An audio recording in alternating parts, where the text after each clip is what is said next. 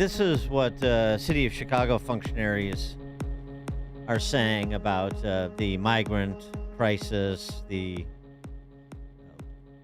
setting up of shelters, possibly 10 Tense. cities. Yeah. 20 shelters set up so far, 11,000 people. Seven Chicago Park districts. Two more coming online in the West Loop this week. Christina Passion Zayas is BLM Brandon's deputy chief, and she had this to say about the current situation. And even though we are opening a shelter every 6 days, we just can't get in front of it. The state has invested over $300 million in this particular initiative. The city has invested $67 million. The federal government, despite it being purely their responsibility, immigration policy, $21 million. In addition to that, you've heard from BLM Brandon, you've heard from Governor Spalding, both saying this is a stunt by right-wing MAGA Republicans, and it is they who have caused the problems that are afflicting major cities like New York and Chicago and elsewhere with this matter of the migrants. What would Will Hurd say about that? Oh, let's find out. Will Hurd is a former congressman for Texas 23, which is a border district, San Antonio to El Paso. He served for 6 years. He's a former candidate for president. He recently suspended his campaign to support Nikki Haley. We'll get to that, of course, as well. Will, thanks for joining us again. Appreciate it. Hey, Dan, it's always a pleasure to be on, and it's crazy that your city officials are saying those things about immigration. Well, I had to remind our governor that the mayor of El Paso is a Democrat, and he sent up 7 buses 2 days in a row. But they don't want to accept the truth because it doesn't fit their narrative. Yeah, what should they know about these MAGA Republicans that are inflicting such problems on Chicago? Well, the fact that people keep getting fixated on a bus of 40 people here or there, the Biden administration is flying hundreds of people every day to places like Chicago, New York, Boston. That's why the Biden administration is facing this backlash from blue states and blue cities. The solution is very simple. Stop treating everybody as an asylum seeker. Now, that seems technical. Asylum's real. Asylum is necessary for some people, but we're allowing people to abuse the asylum process. And wanting to come to the United States to get a good-paying job is not a qualification for asylum. You have to be targeted by your government because you're part of a protected class. Like, we know where that's happening around the world. And I remind people this policy started under President Trump, and then Joe Biden just continued this. And what's even crazier, the Democrats are completely unwilling in Congress to work on streamlining legal immigration because big labor is against that. And so they're trying to get around these systems by allowing people to come in the country illegally, giving them work authorizations, which is just going to increase the number of people that want to come here illegally. It's absolutely insane. Well, how does I mean, I know big labor makes deals with the devil here, but it's like we're opposed to processes for more legal immigration, so we're going to backdoor you. I mean, it's not like big labor's so unsophisticated they don't understand what's happening that they can't support that either, but they go along with it. And again, I don't understand why, right? Like, because you're 100% right. That's the end outcome. So stopping the flow does not require Congress. It is Department of Homeland Security telling the men and women of Border Patrol that you do not have to treat everybody as an asylum seeker. They assume that there is you've heard the phrase credible fear, right? People come across, they're told by smugglers, hey, I have credible fear back home, and then they have to be processed as an asylum seeker. And that's where, you go into a court, a judicial process that takes like 2 years, and then you get released into the country. And again, Joe Biden is putting hundreds of people. If you ever come to San Antonio, Texas, and you sit in the airport at night, you can see how they're processing people, and the Biden administration is moving more folks. But the people in Chicago aren't criticizing Joe Biden for those flights. They want to talk about mayors, and now big cities are starting to realize the problem that border communities have been facing for 4 years now. I have Right? a And yeah. go Oh ahead, no, I Andy. just want to Sorry. run this by you, because we lost what 400,000 residents. How many residents has Illinois lost, and New York has lost because of the COVID? Mhm. Do you think that they're moving these people here to fill that gap or to fill that void? I don't. I haven't seen that. I think part of this is just the Democrats want to be like we're standing up for people in need, and use this as a bludgeon against Republicans to say, hey, you don't care about people, right? And then you turn that around, and some of these same liberal politicians that are then not talking about Hamas and how Hamas is a terrorist organization killing innocent people, right? It's backwards, Yeah. by some of these folks. But enough about But Rashida Tlaib and company. I want to get to the presidential race. sure. So you suspended your campaign. You're supporting Nikki Haley. Before we get to Nikki Haley, one of the things you wrote in this piece in the Journal is about the fallacies that need to be dispensed with if there's going to be anybody that defeats Trump. One of them, you said, one of the fallacies that is that DeSantis can rise from the ashes and beat Trump. You write, Mr. DeSantis is a flawed candidate who's failed to establish himself as an alternative to Trump. Well, the second half of that is pretty obvious by the numbers, but why do you think DeSantis is a flawed candidate? Well, look, I've had disagreements with him on a number of issues on how he views the issue of Ukraine, this issue that he got in with Kamala Harris on education, how he handled that.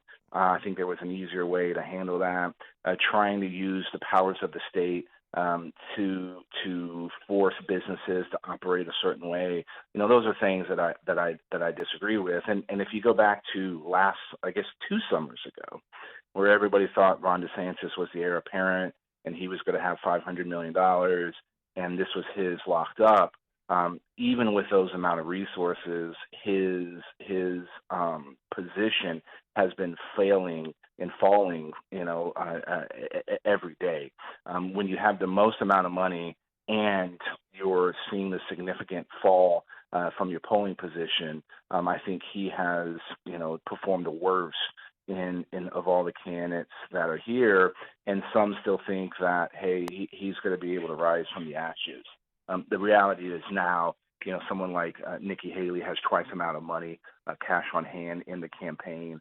Her numbers keep going up, right? She's the only one that has consistently, when polled against Joe Biden in the head-to-head, has been outside the margin of error, and that's been going on for months now. And so that's why I want to support Nikki. And look, and we're learning the world is a really dangerous place. It's only getting more dangerous. We need people on day one who understand these issues and can come in and make sure America continues to be strong, that we're supporting our allies, and that we're able to do multiple things at the same time. Continue to help the Ukrainians dismantle the Russian military, support our friends in Israel, and be prepared for a future conflict with the Chinese government. Okay, but I mean, despite Haley having, I haven't checked that, so I'll take your word for it. That she has more money on hand than DeSantis now. She's still behind DeSantis where it counts. So you're right. I mean, what's happening geopolitically, maybe that provides another opportunity for her as well. But it's not like anybody is making a strong move to secure a clear and away second place as the alternative. So and if DeSantis and Tim Scott and others still have enough money to continue, you know how this goes, then they're going to continue at least through Iowa and probably New Hampshire. So the why for Nikki Haley from your perspective, I sort of understand, but the how I don't. How does this happen? So I'm curious as to your analysis of the polling, but in a place like New Hampshire, she's on the rise and she's outperforming Ron DeSantis already. Well, but I And mean, it's they're both in the low, teens compared. I mean, it's still you've got Trump at 30 points ahead, pretty much everywhere at least. So the how. no. So look, here's the analysis in a place like New Hampshire. You're gonna have 305,000 people that are gonna come out to vote. Donald Trump's numbers, like this, leaders' positions always soften the closer you get to the election. There's also going to be a number of people. There's 40% of the folks that are in New Hampshire that are registered as unaffiliated. That means when they show up to vote, they can choose a Republican ballot or a Democratic ballot. The fact that Joe Biden is not going to be on the ballot in New Hampshire because of all the DNC's changes to who they wanted to go first means there's going to be a lot of center-left independents that are going to vote in a Republican primary. That will be a larger block than anyone else. That's an opportunity. Those people aren't being captured in many of the polling that is being done in a place like New Hampshire. So there's a pathway to victory, and I'm not questioning. Donald Trump is in the lead right now. There's no question about it. But his being victorious is not a fait accompli. It's not solidified. But I mean, but what's the angle? Like, what's the market positioning? How do you take his lead's not just going to evaporate on its own? So you have to do something. And by the way, New Hampshire, I mean, I know Haley's in the Real Clear Politics average. She's up a couple points on DeSantis, but then you still have Chris Christie lurking around. And he's banking it all on New Hampshire, so he's going to stick around. In Iowa, DeSantis is double Haley, and of course, way behind, 35 points behind Trump. I just don't see the market positioning that changes this race. And by the way, we're sitting here in the middle of October. You have 6 weeks to Thanksgiving, and then Christmas, and then the Iowa caucus is January 15th. Yeah. You're running out of time. Look, agreed, and that's why I was trying to set the lead and saying, listen, our pathway to victory has narrowed. And if we want to make sure that we have a nominee that could win in the general election, it's time for us to start consolidating. And I agree with you. The key time is between Halloween and Thanksgiving. And if moves aren't being made by that point, then it's going to be difficult in a place like New Hampshire. And if you don't have early victories in one of the first 4 early states, then it's going to be difficult to build momentum going into Super Tuesday. And so I don't disagree with those premises, but the difference is here's what was fascinating me being part of this process. Granite Staters take their role seriously, and even though this is their national pastime, there are a lot of people that are still undecided and are still evaluating a lot of candidates. And someone like Nikki Haley has a great ground game, and I think there's going to be some of these other candidates that recognize that their pathway is not there, and we can't make the same mistake we made in 2016.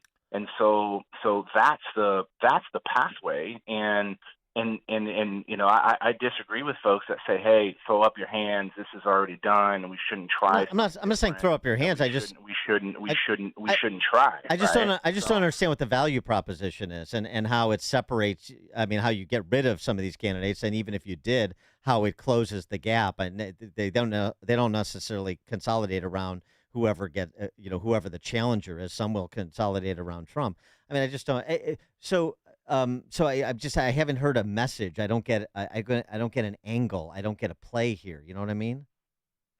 Well, look, that's like, again, I'm not a spokesperson for Nikki Haley. I get it. And that's something that Ambassador Haley is going to have to put out. But here is the thing that especially now with what's happening in Israel. People are recognizing, we're in a dangerous world. National security matters. Everybody, knows about the border and what's happening and how it's impacting communities. And they need people that actually have real solutions to these problems that are not just, trying to say something because it works good in a tweet or whatever the hell we're calling Well, Twitter I mean, today. Right? the Abraham Accords were forged under Trump. I mean, that's something. That's not nothing.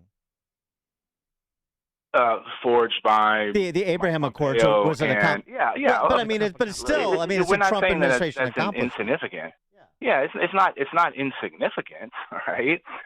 But part of the chaos and the drama that we have is I think it was last night. Donald Trump's coming out and criticizing Netanyahu, and because of past grievances.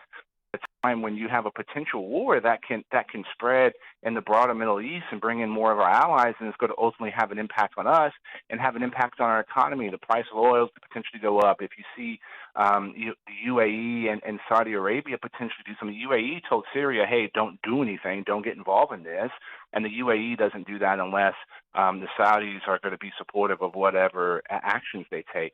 So this is super complicated, and we need cool hands, and that's why I think someone like Nikki Haley will be great, and ultimately it's going to be the voters' decision. That's what makes America great. And if Nikki Haley doesn't get there, I think she said she'll support the nominee. Are you in the same camp? If Nikki Haley's not the nominee, you'll support Trump if he is. Well, I've made it very clear I'm not supporting Donald Trump. I haven't. I think he's running for president to stay out of prison. Not to make America great again, and that's always been my position. And the first step was I thought I can be the nominee, and now I'm going to support Nikki, and we're going to focus on that. He is Will Hurd, former congressman from Texas's 23. He served from 2015 to 2021. Former candidate for president. By the way, we don't have time, but I want to get to. Are you still on the board of OpenAI? Do you have a? I was not. When I started the campaign, I got off, but I'd love to come back and talk AI. I do want to. This is going to change things. Yeah. Yeah, I do want to talk about that with you another time. But Will Hurd, thanks so much for joining us again. Appreciate it. Always a pleasure. Take care. Thank you. And he joined us on our turnkey.pro answer line. Connect with Dan and Amy using the AM 560 mobile app. Download it today at 560theanswer.com/mobile. Donald Trump warned America. The U.S. dollar is under attack, and it's becoming less and less valuable by the day. Hyperinflation and speculation is killing your retirement. Don't leave your money sitting in cash. It's time you diversified and protected your future with physical precious metals. Call Advantage Gold at 800-900-8000 and get your free digital dollar survival kit and learn how you could get up to $1,000 in free silver today. Call Advantage Gold now at